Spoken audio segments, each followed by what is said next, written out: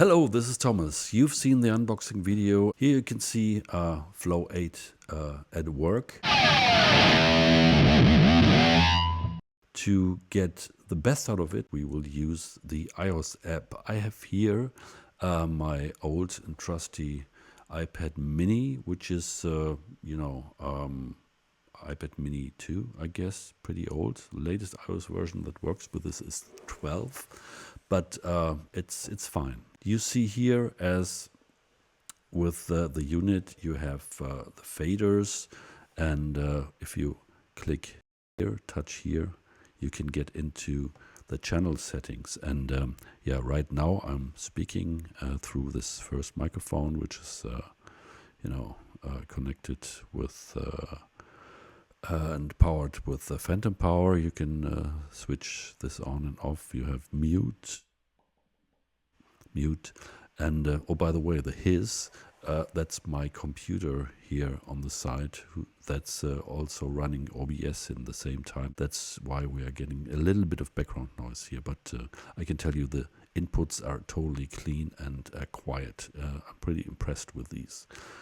Yeah, so we have this EQ here, which does what it should, just 4 bands, and you can hear what it does. Pretty convenient to operate, and I added a little bit of sheen here. You have this big view that you can use for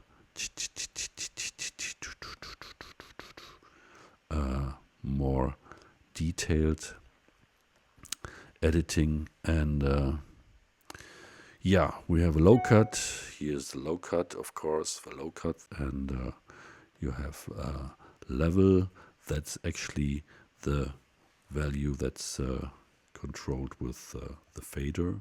That's the fader, you can see it here. And then we have the gain for the microphone, test, test, test. And then we have a compressor here, which is quite effective if we just bring this in. The voice gets much thicker. Let's put in a little bit of low cut here. 1, 2. Welcome to the Pleasure Dome. And if you just hit here, then you get always to the bigger view, which is quite convenient. You can have input presets for the various channels. Here we have a mic, my MXL, the new one, and you can define as you go presets for your various connections. And here is again, of course, the fader for the level of the microphone. Here's a second microphone connected, and same spiel, as we say. Then we have the combo connectors here for dynamic microphones or line inputs. These are mono, and then the 2 stereo line. You can also use them as high-Z instrument inputs. That's I think here you see it, guitar. Yeah, you can see that. Guitar or bass or a line instrument. Quite convenient.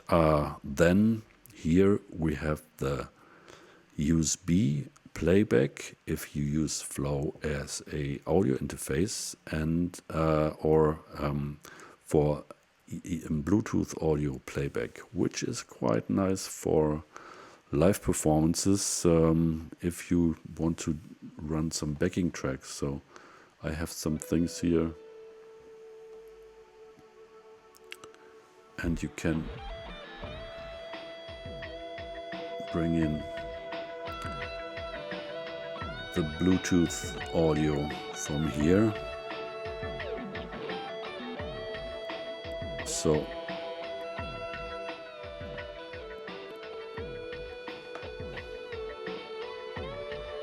you can see it here.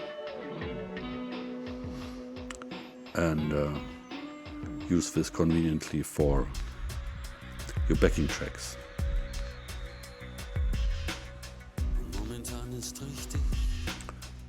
You would rather use it with a different device, because switching between the app and the control app and the playback app is not too convenient. Yeah, so these are the levels and the channels. Okay, now we also have effects, and these are the effects here.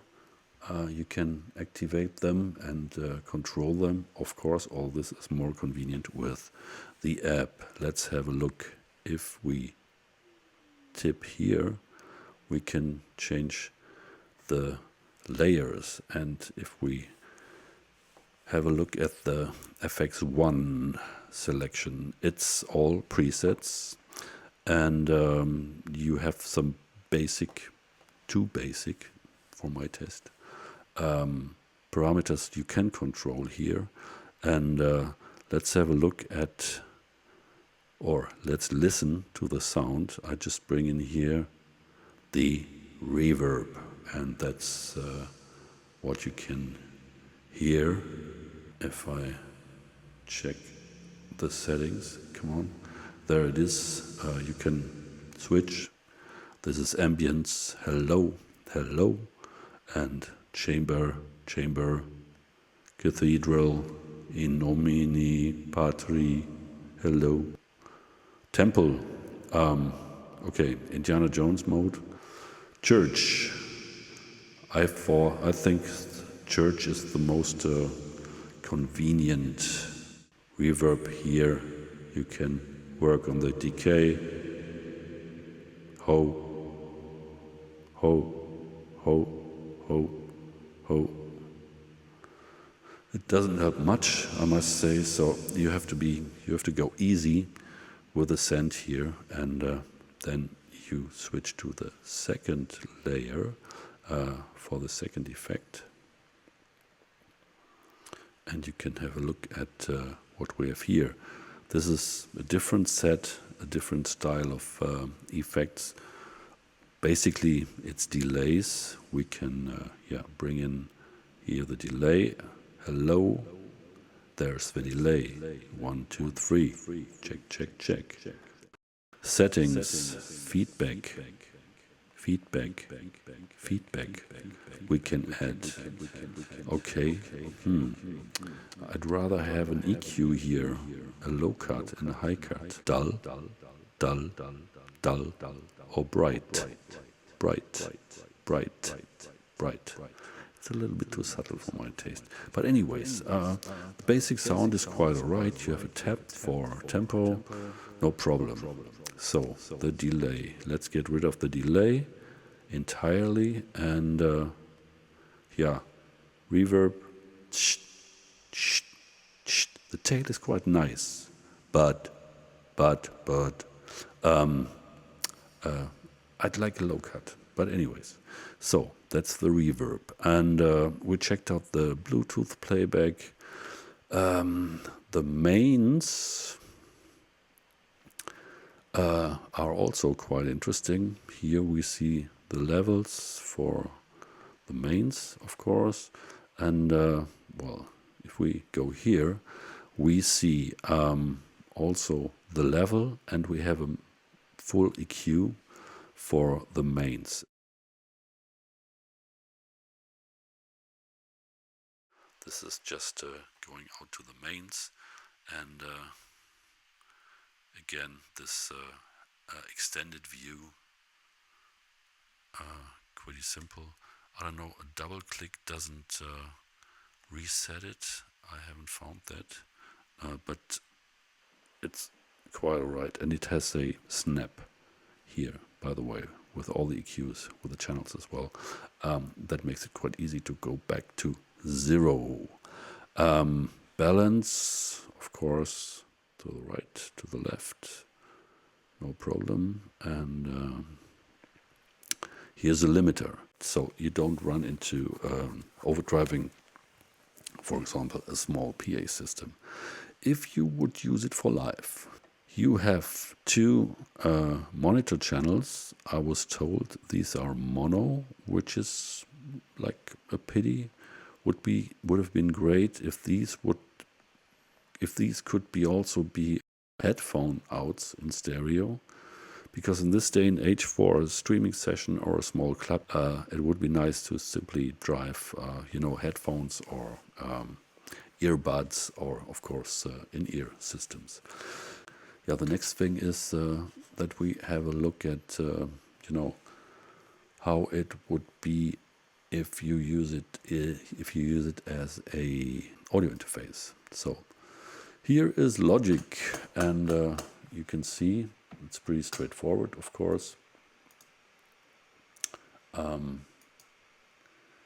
see Flow 8 as a USB device, and 10 mono inputs and 5 stereo inputs. It's important to realize that the mains have 2 channels, so you can record with all the effects in here, and the channel settings like EQ and compressor as well.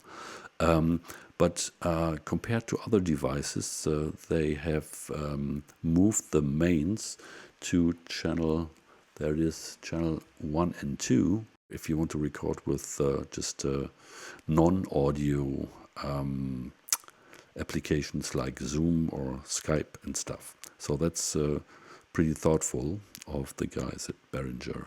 And yeah, apart from that, just pretty straightforward. 10 ins and 2 outs. And yeah, how does it sound? I mean, of course.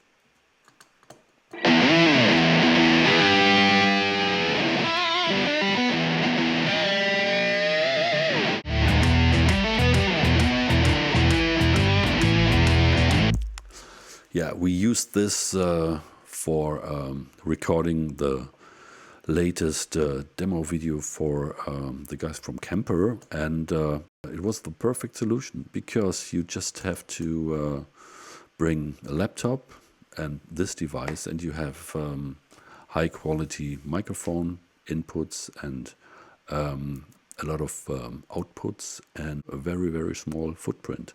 So it's a very, very convenient solution. And you can also use this for live performances. It has all the stuff you need for a small and convenient setup. If you,